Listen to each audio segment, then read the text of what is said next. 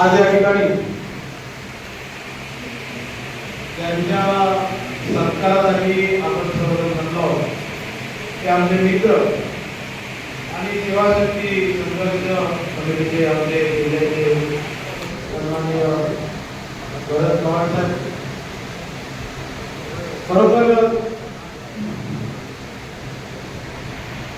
वेंगुर्ला असू दे किंवा आपल्या या गणपती डिव्हिजन मध्ये असू दे, ज्या ज्यावेळी कर्मचाऱ्यांचा प्रश्न एखादी समस्या निर्माण होते त्यावेळी जर कोण धावून जात असेल तर ते आमचे भरत पवार त्यांचं सातत्याने मला असू दे किंवा आमचे जिल्ह्याचे अध्यक्ष मोठ्या साहेब असू दे किंवा नेहमीच आपल्या कर्मचाऱ्यांचे प्रश्न सोडवण्यासाठी आघाडीवर असलेले आमचे अशोक राणे साहेब असतील त्यांच्याशी ते सातत्याने डायलॉग करत असतात आणि वेगवेगळे प्रश्न ते सोडवण्यासाठी त्यांची धडपड चालू असते की खरोखरच त्याची दखल आपल्या या राज्य कार्यकारिणीने घेतली आणि त्यांची प्रदेश उपाध्यक्षपदी निवड केली. त्याबद्दल मी प्रथमतः त्यांचं अभिनंदन करतो. खरोखर आपल्या या सिंधुदुर्ग डिव्हिजनचं नाव त्यांच्या रूपाने संपूर्ण राज्यभर गेलं आणि आपल्याला काही तळागाळातला आपला एक सहकारी राज्य स्तरावर काम करायला गेला आहे. खरोखर हा सुद्धा आपला सर्वांचा बहुमान आहे आणि त्या निमित्ताने आपण सर्वजण बनलेला.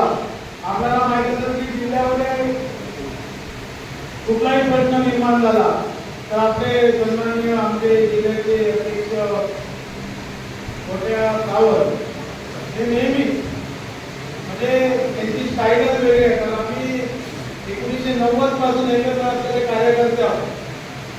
शिवसेनेतून आमची सर्वांची सुरुवात झाली खरं परंतु मोठ्या सावंत असं एक वेगळं रसायन आहे. त्याचं नाव जरी घेतलं तरी समोरचा अधिकारी 100 वेळा विचार करतो आणि असं नेतृत्व आपल्याला आपल्या संघटनेला लागलं हे सुद्धा फार महत्वाचं आहे. ज्या ज्यावेळी आपण मीटिंगकडे जातो किंवा इतर विषयासाठी आपण ज्यावेळी डीसी ऑफिसला जातो त्यावेळी ते समोरचे अधिकारी कोणी असो त्यांना त्याची फिकीर पडत नाही किंवा ते कधीच फिकीर करत नाही.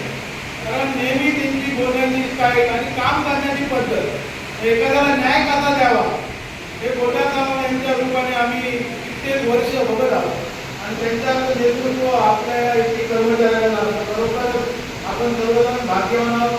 तसंच आमचे राणेच आहे म्हणजे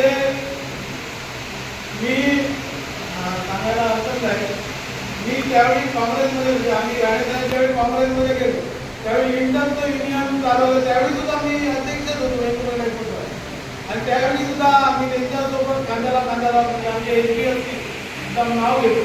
एसपी रामराणे आणि अशोक रामराणे ही जोडी कुठे पण जायचं असेल कुठे काय असेल तर ही जोडी तिकडे हजर असायची आणि त्या वेळात सुद्धा त्यांनी ते काम केलं. म्हणून मी मला बऱ्याच जणांना त्याची माहिती सुद्धा नसते की ज्यावेळी राणेसाहेब सेवानिवृत्त झाले आणि भारतीय जनता पार्टीची कामगार संघटनेची धुरा कोणावर द्यावी असं मला जिल्हाध्यक्षांनी विचारलं. त्यावेळी माझ्या डोळ्यासमोर एकच नाव होतं. फक्त मी वाट बघत होतो ते रिटायर केव्हा होतं. कारण ते कर्मचारी असल्यामुळे एखादं पक्षाचं जिल्हा स्तरावर असतो हे योग्य होतं. आणि ज्या दिवशी ते रिटायर झाले दुसऱ्या दिवशी मी त्यांना सांगितलं काय असं तुम्हाला जबाबदारी घ्यायची. मी त्यांना बोलून घेतलं जिल्हा बरोबर नाव त्यावेळी जिल्हाध्यक्षांनी आताही होतं आणि त्यांची मी गाठ घालून दिली आणि त्यांना सांगितलं ते म्हणाले मला बाकीच्यांची समजते कारण वेगळ्या विचारधारेतून या विचारधारेमध्ये यायला सुद्धा त्यांना आणि त्यांनी असा काय निर्णय घेतला नाही. ते म्हणाले की कोणी माझ्या बरोबर सहकारी मित्रांची किंवा माझ्या सहकार्याची मी चर्चा करेल आणि नंतरच मी हा निर्णय घेईल. त्यानंतर त्यांनी कशा पद्धतीने निर्णय घेतला ते आमच्या भारतीय जनता पार्टीचे कामगार आघाडीचे पण जिल्ह्याचे संयोजक म्हणून काम करतात.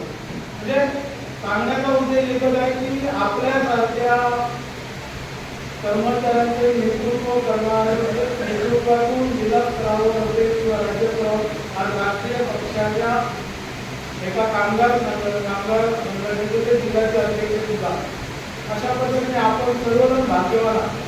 कारण आपल्याला चांगलं नेतृत्व मिळालेलं आहे. दुसरी गोष्ट आपलं आणखी एक महत्त्वाची गोष्ट म्हणजे आपण बघितलं की सन्माननीय आपले पालकमंत्री नितीन राणे ज्यावेळी झाले त्यावेळीपासून इतर अनेक आपले प्रश्न त्यांनी चुकीच अशी सोडवले. बरेचसे प्रश्न शिक्षक वर्षाचे प्रलंबित होते ते सुद्धा प्रश्न त्यांनी आपल्या कार्यकर्तृत्वाने एकदम आपले सोपे करून दिले. त्यामुळे त्यांचे सुद्धा आपण आभार मानले पाहिजे. कारण त्यांची उपायधारा असल्यामुळेच आपण ठामपणे आपण आपलं काम करू शकतो. आज कुठल्याही अधिकाऱ्याची हिंमत नाही आपल्या संघटनेच्या पदाधिकाऱ्याला उलट बोलणं किंवा त्याचा अपमान करणं हे कुठल्याही अधिकाऱ्याची आज हिंमत होऊ शकत नाही. कारण आपल्या पाठीमागे भारतीय जनता पार्टीसारखा एक राष्ट्रीय पक्ष हा आपल्या पाठीमागे आणि याचं राज्य स्तरावर नेतृत्व पण कोण करत असेल तर आपले पडळकर साहेब असतील किंवा सदाभाऊ उभत असतील. जे मी स्वतः बघितलं त्यावेळी उपोषण म्हणजे आपलं आंदोलन चालू होतं त्यावेळी त्या ताडपत्रीवर ते स्वतः बसून आपल्यासारख्या कर्मचाऱ्यांबरोबर ते बसून होते. रात्री म्हणजे रात्री पण पुढे असायचं अशा पद्धतीचं नेतृत्व म्हणजे आमदार असताना नसताना सुद्धा अशा पद्धतीने त्यांनी आपलं नेतृत्व करत आहे. बरोबर अशा पद्धतीची आपली संघटना आहे. ही संघटना दिवसेंदिवस वाढली पाहिजे. त्यासाठी आपण सुद्धा वेगवेगळे प्रयत्न करत आहोत. आज आता पुण्यामध्ये आपण रविवारी एसटी कर्मचाऱ्यांच्या पाल्यांचा सत्कार मी त्यांना सांगितलं की आपल्या युनियन पाहिजे असं काही नाही. आपला एसटी कर्मचारी आहे ना त्या एसटी कर्मचारी कुठल्या युनियनचा असतो परंतु त्यांच्या मुलांसाठी त्या कर्मचाऱ्याला पण वाटलं पाहिजे व माझ्या संघटनेने केलं परंतु या संघटनेने माझ्या मुलाचा सत्कार केला. हा तो निर्णय आहे. हे संघटनेबद्दल तो विश्वास आहे. हा विश्वास सर्वसामान्य आपल्या कर्मचाऱ्यांमध्ये दिला पाहिजे आणि त्यासाठी आपण सर्वजण काम करत आहोत.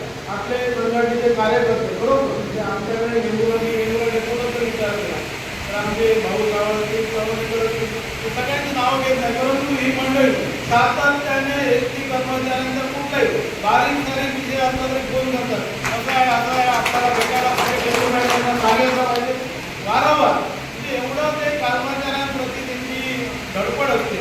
अशामुळेच आपली संघटना दिवसेंदिवस वाढत आहे आणि ह्या पुढे सुद्धा ती वाढावी अशी मी आशा व्यक्त करतो आणि माझं लागलेलं मनोगत थांबवतो. जय हिंद जय महाराष्ट्र.